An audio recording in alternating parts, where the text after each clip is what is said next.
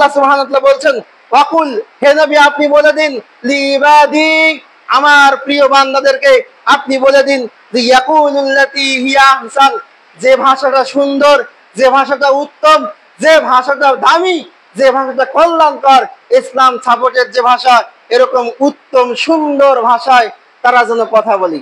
ইয়াকুলুল্লাতী, তারা যেন ওই শব্দে, ওই ভাষায়, ওই বাক্যে কথা বলে, হিয়া আহসান, যেটা অতি সুন্দর। সুন্দর তো বটেই, অতি সুন্দর। তা আপনি অতি সুন্দর না পারেন, আমরা অতি সুন্দর না পারি, কমপক্ষে সুন্দর ভাষাতে কথা বলা দরকার। আল্লাহ তো বলছে আহসান, মানে অন্যান্য সুন্দরের চেয়ে আরো সুন্দর হয়। তো আমরা আহসান না পারি, সুন্দর তো করতে পারি কেন? এটা কারণ কি, যে আমরা উপরের হাদিসগুলো থেকে, আয়াতগুলো থেকে জানতে পারলাম কেন এটার কারণ। আরো একটা বড় কারণ দেখুন, যে ইন্না শাইতানা, নিশ্চয়ই শয়তান, ইয়ানজাগু বাইনাহুম, এই বান্দাদের মাঝে বিভেদ সৃষ্টি করে দেয়।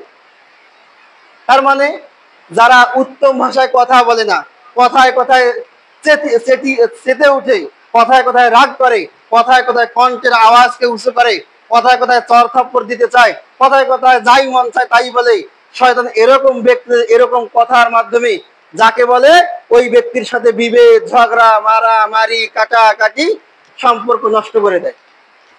এই যে বলছে ইন্না শাইতানা, নিশ্চয়ই শয়তান তখন ইয়ানজাগু বাইনাহুম, তাদের মাঝে, মানে কি, এই এক বান্দার আরেক বান্দার মাঝে বিতর্ক সৃষ্টি করে দেয়, ঝগড়া, বিবাদ, মতানৈক্য সৃষ্টি করে দেয়।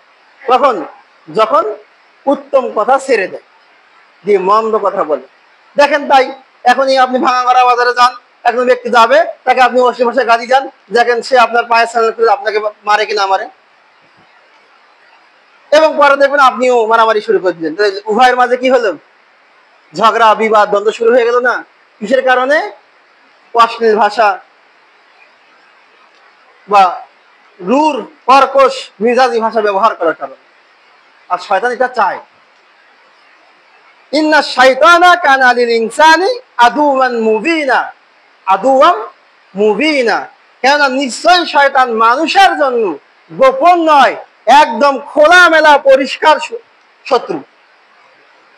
আপনার আমার মানুষ শত্রু তো দেখা যায় না, গোপনে গোপনে শত্রুতা করে, কিন্তু এই শয়তান এমন যে জলজান্ত আপনার আমার সামনে এসে শত্রুতা করে, প্রকাশ্য শত্রু। আমাদের এই প্রকাশ্য শত্রু থেকে বাঁচার জন্য অবশ্যই আপনাকে সত্য কথা বলতে হবে, ভালো কথা বলতে হবে, মেজাজি, রূঢ়, কর্কশ, ভৎসনা করা, খোঁজা দেওয়া কথা, এগুলো থেকে বেরিয়ে আসতে হবে। কারণ এগুলো মানুষকে জাহান্নামের দিকে নিয়ে যায়। আর শয়তান চায় এগুলো কথা মুমিনের জবান দিয়ে বের করে করে ও যেমন জাহান্নামে যাবে, ওরাও যেন জাহান্নামে যাবে। কিন্তু আপনি তো বুঝতে পারেন না, আপনি বলতেছেন আমার রাগে মাথা টকবক টকবক হয়ে যাচ্ছে, কখন যে কি করি। কিন্তু আপনি তো বুঝতে পারছেন না যে শয়তান আপনার এই মাথা থেকে গরম করে দিচ্ছে, যে আপনি কোনো একটা করেন আর জাহান্নামে যান।